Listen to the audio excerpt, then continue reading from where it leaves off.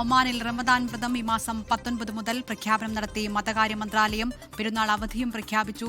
വിവരങ്ങളുമായി മുഹമ്മദ് റഹീസാണ് ദുബായിൽ നിന്ന് ചേരുന്നത്. റഹീസ്, പറയൂ, എന്തൊക്കെ കാര്യങ്ങളാണ് ഒമാൻ സർക്കാർ വ്യക്തമാക്കുന്നത്? ജില്ലാ സാധാരണഗതിയിൽ ഈ ഷാബാൻ മാസം, അതായത് റമദാൻ മാസത്തിന് തൊട്ട് മുൻപുള്ള ഷാബാൻ മാസത്തിലെ 29-നാകും പ്രഖ്യാപനം ഉണ്ടാവുക. എന്നാൽ ഇത്തവണ വളരെ നേരത്തെ തന്നെ എന്നായിരിക്കും റമദാൻ വ്രതാരംഭം എന്നുള്ള കാര്യം ഒമാൻ സർക്കാർ പ്രഖ്യാപിച്ചിരിക്കുകയാണ്.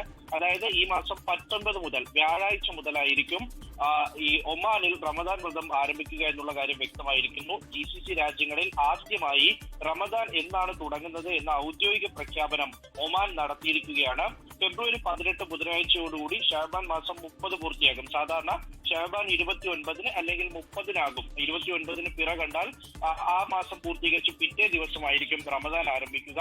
എന്നാൽ അതിന് ഒരു സാധ്യതയും നിലവിൽ കാണാത്തതിനാൽ കൃത്യമായി കാലാവസ്ഥാ നിരീക്ഷകരും ഒപ്പം തന്നെ മതപണ്ഡിതരും ഒക്കെ പറഞ്ഞതിന്റെ അടിസ്ഥാനത്തിൽ അന്ന് പിറ കാണില്ല എന്ന് ഉറപ്പിച്ചതിന്റെ അടിസ്ഥാനത്തിലാണ് ആ മാസം പൂർത്തിയാക്കി, അതായത് ഷാബാൻ 30 പൂർത്തിയാക്കി പിറ്റേ ദിവസം റമദാൻ ആരംഭിക്കും എന്നുള്ള പ്രഖ്യാപനം നടത്തിയിരിക്കുന്നത്. അതോടൊപ്പം തന്നെ പെരുന്നാൾ അവധിയും ഒമാനിൽ പ്രഖ്യാപിച്ചിരിക്കുകയാണ്. മാർച്ച് 19 മുതൽ മാർച്ച് 23 വരെ ആയിരിക്കും പെരുന്നാൾ അവധി ഉണ്ടായിരിക്കുക. 24 മുതൽ ഓഫീസുകളുടെ പ്രവർത്തനം പുനരാരംഭിക്കും എന്ന് പറയുന്നു.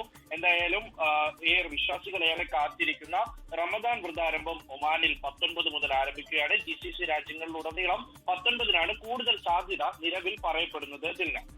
ലോകത്തെവിടെയായാലും ഏത് സമയത്തും 24 വാർത്തകളും ഓഗ്മെന്റഡ് റിയാലിറ്റി പാക്കേജുകളും എക്സ്പ്ലെയിനറുകളും വിശദമായി കാണാൻ ഞങ്ങളുടെ യൂട്യൂബ് ചാനൽ നിങ്ങൾക്ക് സബ്സ്ക്രൈബ് ചെയ്യാം.